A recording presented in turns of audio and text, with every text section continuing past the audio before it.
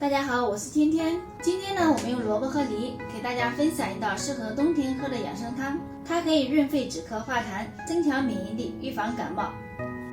梨洗净之后，给它切成小块。梨的营养功效有滋阴、生津、润肺、清热、化痰、止咳等功效。梨皮呢是梨当中最具有化痰作用的，所以我们在做的时候，梨皮千万不要扔掉了。萝卜切去头尾。萝卜切片之后，也改刀切成小块。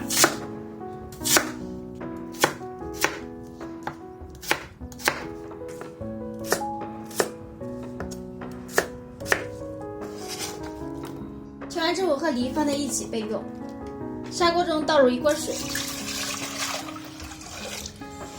水开之后倒入准备好的食材，加入几颗红枣，2块红糖。如果家里有陈皮的话，可以加一点，这样效果会更好。盖上盖子，大火煮开后转小火煮30分钟即可。萝卜和梨已经煮得非常的软烂了，盛入碗中就可以食用啦。好不好喝啊？